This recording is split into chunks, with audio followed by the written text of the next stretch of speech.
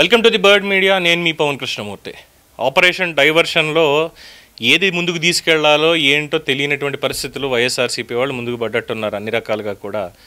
సరే, వాళ్ళ అధికార ప్రతినిధుల అరెస్టులు ఇవన్నీ ఒక పక్కన జరుగుతుంటే దాన్ని ఖండించేటువంటి నేపథ్యంలో అంబటి రాంబాబు గారు, ఆర్ఏ శ్యామల, ఇలా చాలామంది రోడ్డెక్కి నిరసనలు వ్యక్తం చేస్తున్నారు. ఒక పక్కన నిరసనలు, ఇంకో పక్కన పేర్ని నాని గారికి పోలీసులేమీ ఇంకా నోటీసులు ఇవ్వలేదేమో, అక్రమ బియ్యం దీనికి సంబంధించి ఇంకా విచారణకి దానికి ఏం పిలవలేదేమో. ఈ పరకామణి చోరీకి సంబంధించి ఏవిఎస్ఓ సతీష్ గారి హత్య ఏదైతే జరిగిందో, ఫోరెన్సిక్ వాళ్ళు నిర్ధారించారు అది హత్య జరిగింది. మెడ మీద గొడ్డలి లాంటి ఒక ఆయుధంతో ఆయన్ని చంపేసి రైల్లోంచి విసిరేశారు అనేది ప్రాథమికంగా వాళ్ళు అంచనాకు వచ్చారు. పోలీసులు 12 బృందాలతోటి ఎక్కడికక్కడ వెళ్ళి చేస్తూ వస్తున్నారు. మొత్తం అంతా కూడా ఫైన్. త్వరలోనే వాళ్ళకి శిక్షలు పడతాయి, ఎవరనేది పట్టుకుంటారు 100%. అయితే దీంట్లో ఇంకొక కోణం కూడా ఉంది. ఏంటంటే ఆత్మహత్య అని ఎవరైతే దీన్ని ప్రచారం చేస్తూ వస్తున్నారో వాళ్ళ అరెస్టులు కూడా జరుగుతున్నాయి. కారుమూరి వెంకటరెడ్డి అరెస్ట్ అందులో భాగంగానే జరిగింది. ఆత్మహత్య అని చెప్పి మాట్లాడాడు. అలాగే రెడ్ బుక్ రాజ్యాంగం ప్రకారమే ఈ ఏవిఎస్ఓ సతీష్ ఆత్మహత్య జరిగింది, ఆత్మహత్య చేసుకున్నది దీని గురించి అని చెప్పి కూడా అబద్ధాలు మాట్లాడేశాడు. మరి ఇందులో ఏం వెతుకుతున్నారు వీళ్ళు? మనకి ఆల్రెడీ దీనికి సంబంధించినటువంటి హిస్టరీ ఇవన్నీ కూడా మనం ముందు నుంచి చూస్తూనే ఉన్నాం, ఏం జరిగింది, ఎలా జరిగింది అనేది. పట్టుకున్నటువంటి $800కి 14.5 కోట్ల ఆస్తులను రాయించుకోవడం అంటే ఆషామాషి వ్యవహారం కాదు. లోక్ అదాలత్కి వెళ్ళి న్యాయమూర్తి గారి సమక్షంలో దీన్ని రాజీ చేసుకోవడానికి అసలు చేయించడానికి ఆ న్యాయమూర్తికే అధికారం లేదు. ఆయన మీద కూడా ఇమీడియట్గా ఎంక్వైరీ వేయండి అని సుప్రీంకోర్టు వారే చెప్పారు. హైకోర్టు వారు, సుప్రీంకోర్టు వారు ఇద్దరు చెప్పారు. అలాంటి సమయంలో వీళ్ళు వచ్చి దీన్ని కవర్ చేసుకోవడానికి అన్నట్టుగా ఇంకేం వెతుకుతున్నారు అనే దానికి పేర్ని నాని గారికి అనేక అనుమానాలు వచ్చేసాయి దీంట్లో. అంటే వీళ్ళందరూ అనుమానాలు పుట్టలే, అందులో అభ్యంతరం ఏమీ లేదు.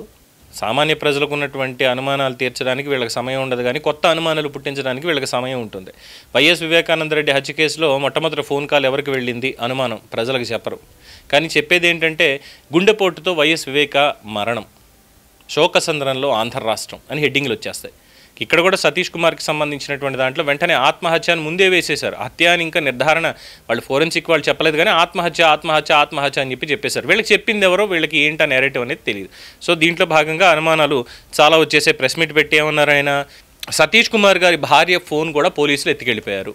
ఆత్మహత్య అని చెప్పి పొద్దున అలా న్యూస్ వచ్చిందో లేదో వెంటనే బృందాలన్నీ కూడా సతీష్ కుమార్ ఇంటికి వెళ్ళిపోయి ఇంటిని చుట్టుముట్టేసాయి, వాళ్ళని భయభ్రాంతులు చేసేశారు. వాళ్ళ ఇంట్లో ఉన్నటువంటి సోదాలు చేసి ఏం దొరికిందో, ఏం పట్టుకెళ్లారో, ఏమైందో ఏమీ తెలియనటువంటి పరిస్థితి. ఇది పేర్ని నాని గారు చెప్పారు. ఈయన ఎందుకు ఇన్వెస్టిగేషన్ చేస్తున్నట్టు, దేనికి వెతుకుతున్నారు వైసీపీ వాళ్ళు? పేర్ని నాని ఎస్పెషల్గా ఈ కేసులో ఆయన ఏం వెతుకుతున్నారు? హత్య అని ఫోరెన్సిక్ వాళ్ళు చాలా క్లియర్గా చెప్పారు, పంచనామా అయిపోయిన తర్వాత ఇప్పుడు ఈయన వచ్చి చెప్పేది ఏముంది? ఇందులో కొత్తగా చెప్పాల్సిందే ఉంది? అసలు సంబంధం ఉందా? ఓకే, పార్టీ పరంగా సంబంధం ఉంది, మాట్లాడాలి. అందులోనూ ఇరుక్కున్నది ఎవరు? వైవి సుబ్బారెడ్డి, కరుణాకర్ రెడ్డి వీళ్ళు ఉన్నప్పుడే కదా. కరుణాకర్ రెడ్డి చైర్మన్ అయిన నెల రోజులకే కదా పరకామణి చోరీ కేసులో ఈ రాజీ కుదుర్చుకోవడం ఇవన్నీ కూడా జరిగాయి. సో కరుణాకర్ రెడ్డి దాకా లీడ్ అవుతుంది. కరుణాకర్ దగ్గరికి లీడ్ అయింది అంటే అక్కడి నుంచి ఇంకెక్కడికి పైకి వెళ్తుంది తెలిసిందే. సో ఇవన్నీ జరగకూడదు, డైవర్షన్కి వెళ్ళాలి అంటే అనుమానాలు క్రియేట్ చేయాలి. ఇందులో ఇప్పుడు పేర్ని నాని గారికి వచ్చినట్టు ఉన్నాను, అక్కడ భార్యని బెదిరించి, సతీష్ కుమార్ గారి భార్యని బెదిరించి మరి అవన్నీ కూడా లాగేసుకున్నారని. మరో పక్కన వారి సోదరుడు శ్రీహరి గారే చెప్తున్నారు, మా సోదరుడికి ప్రాణహాని ఉంది, ఈ పరకామణి కేసులో ఇది 3వ విచారణకు వెళ్తున్నాడు, 2 రోజులు విచారణ అయ్యింది, మళ్ళీ పిలిచారు, దాని గురించే వెళ్తున్నాడు. పైనున్న వాళ్ళు చాలా ఒత్తిడి తీసుకొస్తున్నారు, నాకు ప్రాణహాని ఉందని ఎన్నోసార్లు భయపడ్డాడు, బాధపడ్డాడు కూడా. అంటే పైనున్న వాళ్ళు ఎవరు? పరకామణి చోరీలో కూటమి ప్రభుత్వానికి ఏమైనా ఇందులో హ్యాండ్ ఉందా అంటే అసలు వాళ్ళు లేరు. 2022-23లో జరిగినటువంటిది పరకామణికి సంబంధించి అసలు వీళ్ళకి ఏమీ తెలియదు. పోనీ అధికారంలోకి వచ్చిన తర్వాత ఏమన్నా వెంటనే బయట పెట్టారంటే లేదు. భానుప్రకాష్ రెడ్డి గారు తర్వాత బయట పెట్టారు, బీజేపీ నేత. ఆ బయట పెట్టడం, ఇగో ఇలా జరిగింది అనడం, ఇవన్నీ అయ్యాయి. దానికి ఎంక్వైరీ వేస్తే మొన్న కూడా సుప్రీంకోర్టు వారు చాలా స్పష్టంగా చెప్పారు. ఏంటి అలసత్వం, ఏమనుకుంటున్నారు అసలు, మొత్తం అంతా కూడా చేయండి అనగానే మన ఆల్రెడీ దీని పరిణామ క్రమం అంతా కూడా మనం మాట్లాడుకున్నాం, ఏ డేట్లో ఏమైంది, ఎలా అయింది అనేది చాలా క్లియర్ కట్గా అన్ని వాస్తవాలు అక్కడ కనిపిస్తూ ఉంటే ఇక్కడ ఎవరి మీద ఉంటుంది అనుమానం అనేది? ఈయన పై అధికారులు ఎవరైతే ఉన్నారో, రాజీ చేయించడానికి ఎవరైతే ఫోన్ మాట్లాడారో, లేదంటే ఎవరు దీనికి సంబంధించి మొత్తం అంతా కూడా మధ్యవర్తిత్వాన్ని నెరిపారో ఏదో అజమాయిషీ చేశారో వాళ్ళందరి ప్రమేయం ఉంటుంది. ఏవిఎస్ఓ కింద పనిచేసినటువంటి వ్యక్తి ఆయన పైన ఈయన అసిస్టెంట్ అయితే ఈయన పైన సుపీరియరు, ఆయన పైన సుపీరియర్లు, ఆయన పైన సుపీరియర్లు, ఆ పైన వెళ్తే ఈఓ ఉంటారు, ఈఓ కాకుండా ట్రస్ట్ బోర్డు చైర్మన్ ఉంటారు, ఇలా చాలామంది ఉన్నారు.